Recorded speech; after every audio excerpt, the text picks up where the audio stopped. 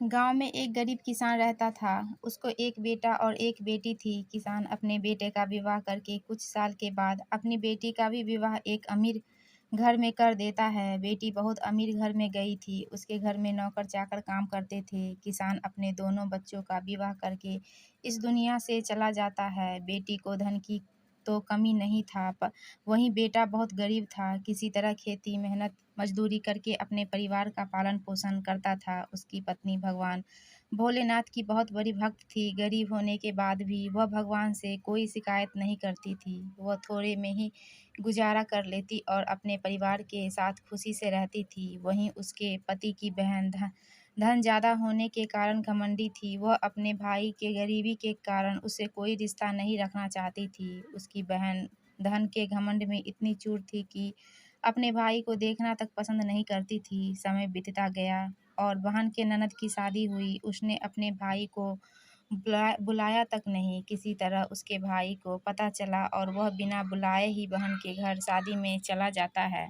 बहन उसको देखते ही अपने नौकरों से कहकर घर से बाहर ही लौटा देती है। भाई भूखा प्यासा रोते हुए जा रहा था, तभी रास्ते में उसको एक बूढ़ी माँ मिलती है। उन्होंने उस भाई से पूछा, बेटा क्यों रो रहे हो इतने में वह अपनी सारी दुखदाई कहानी बताता है। बूढ़ी माता ने उससे समझाकर चुप होने को कहती है। बूढ़ी माता जी गरीब किसान के बेटा से कहती कि यहीं पास में मेरा बगीचा है, चलो कुछ खा के आराम कर लो। दोनों बगीचे में जाके खरबूजा खाते हैं। फिर बूढ़ी माता ने एक थैले में खरबूज और कुछ खाने पीने का सामान रख के उसे वहाँ से घर भेजती है। घर पहुँचने के बाद बच्चे सब अपने पिता के आगे पीछे घूमते हैं। उसकी पत्नी अंदर से पानी लेकर आती है और तुरंत थैला हाथ में लेकर देखने लगती है कि मेरी ननद क्या दी है। बेचारा भाई वहाँ से चला जाता है। उसकी पत्नी जैसे ही उस खरबूज को काटती है खाने के लिए, उसमें बीज के जगह हीरे मोती चमक रहे होते हैं। वह बहुत खुश होती है कि देखकर।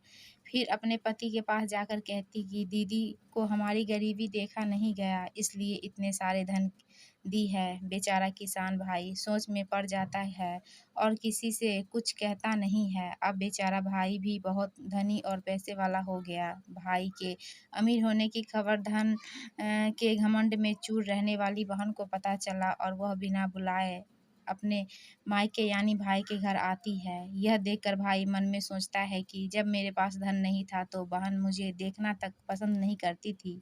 फिर भी वह और उसकी पत्नी ने उसका आदर सत्कार करते हैं। कुछ दिन के बाद बहन को ससुराल से बुलावा आया। उनके भाई और भाभी अच्छे कपड़े, मिठाई, कुछ उपहार देकर विदा किया। इतना सब देखकर उसकी बहन की आँखों में आँसू आ जाते हैं। उसको समझ में आ जाता है कि धन ही सब कुछ नहीं है, अच्छा स्वभाव और दिल का बड़ा होना चाहिए।